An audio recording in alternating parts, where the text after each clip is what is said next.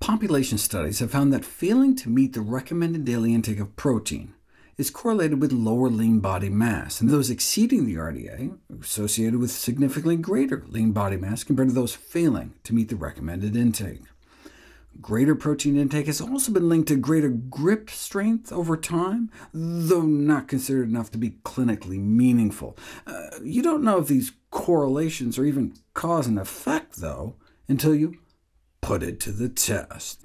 To see if increasing the protein intake for the elderly would help, Harvard researchers randomized older men with moderately impaired function to controlled diets offering the recommended 0.8 grams per kilogram of body weight per day, or bumping them up to 1.3 grams per kilogram a day with a whey and casein protein powder, with or without added testosterone. 6 months later, there was no difference in lean mass, muscle strength, fatigue, walking speed, stair climbing power, or any of the other measures of performance, function, or well-being with the added protein, whether combined with testosterone or not, suggesting that the recommended daily allowance of 0.8 grams of protein per healthy kilogram of body weight, or about 50 grams a day, is sufficient to maintain lean body mass even in old age, and does not support this thought that adding extra protein could promote bulking up additional lean mass. Even in studies that do show an increase in lean mass with protein supplementation, it doesn't necessarily mean an increase in muscle mass.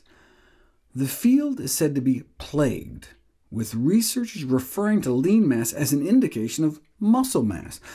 But high protein intake alone can cause significant liver and kidney swelling, and so an increase in total body lean mass may just be a reflection of increased visceral organ size, or water retention, which also shows up as lean mass.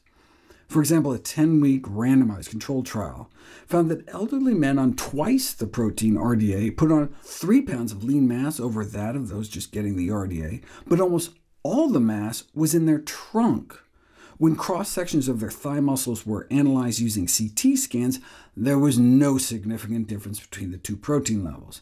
Similarly, changes in muscle area measured by CT was found to be unrelated to protein intake in a prospective study that followed more than 1,000 older adults over 5 years.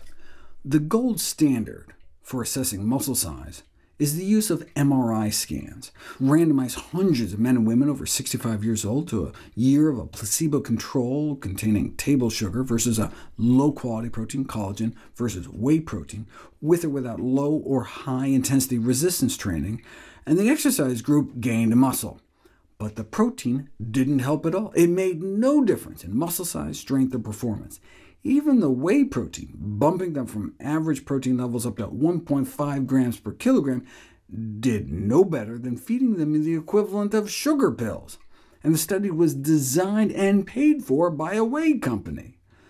A 2-year whey intervention, one of the largest, longest such study ever run, similarly failed to show any benefit over placebo. Put all these studies together on using protein or amino acid supplementation to preserve muscle mass and strength in older men and women, and overall there was no significant improvement in lean body mass or upper or lower body muscle strength. That was without concurrent exercise, though. Maybe extra protein works when combined with strength training?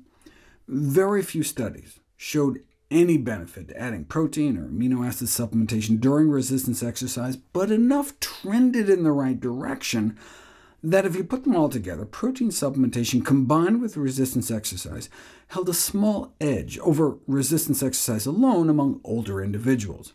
After an average of 18 weeks of training, fat-free mass, hand grip, knee extension, and leg press strength each increased by an extra ½ pound on protein, though this did not translate into any significant improvement in muscle function, such as rising from a chair, stair climbing, or walking speed. Now here, elderly was defined as over 50. Restricting the scope to studies enrolling actual elderly individuals, average age 70 or older, resistance exercise training worked. However, they found no significant additive effects to protein supplementation on any outcome, lean mass, muscle strength, or functional abilities. In non-frail older adults, extra protein appears to have little or no effect on muscle mass, strength, or performance when taken alone or added to an exercise regimen. Okay, but what about those who really need it, frail individuals? One of the first things doled out by doctors is a quote-unquote nutrition shake, like Ensure, which are typically ultra-processed sugary messes of corn syrup, oil, and protein concentrates, often laced with artificial colors, flavors, sweeteners. Though big pharma giants like Abbott Laboratories, makers of Ensure, spend millions of dollars a year in lobbying and campaign contributions to help make these products medicine's go-to choice, but if you look at the evidence, a systematic review and meta-analysis of randomized controlled trials on such drink for the management of frailty found no discernible benefit for any measured outcomes: muscle mass, muscle strength, muscle function, frailty status, cognitive function, or mortality. What about those suffering from sarcopenia, accelerated age-related muscle loss? A systematic review and meta-analysis concluded that protein was a wash across the board for improving muscle mass, strength, and performance among elderly sarcopenic individuals. The best studies on protein or amino acid supplements for unhealthy older adults with acute or chronic conditions also found no significant benefit. Researchers have been trying to find effective ways to improve muscle mass in older people for decades, and so far, only resistance exercise has consistently yielded benefits.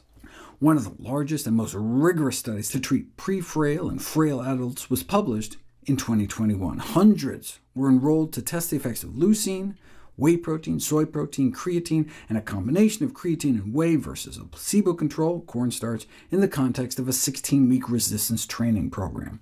The strength training itself worked, increasing muscle mass and function, but everything else flopped. No added benefit to frail or pre-frail individuals taking any of those supplements compared to taking a cornstarch placebo. A similar trial of hundreds of sarcopenic men and women 75 and older given 40 grams of whey-enriched protein a day combined with exercise for an entire year with a 43-month follow-up found that all the extra protein did not slow the deterioration of muscle mass and physical performance significantly better than placebo. All the more important since it is one of the largest and longest-lasting randomized controlled trials ever published on the subject. Consumer Reports noted that an investigation of 134 top-selling protein powder products found virtually all tested positive for at least one heavy metal, building on their own study that concluded you don't need the extra protein or the heavy metals our tests found.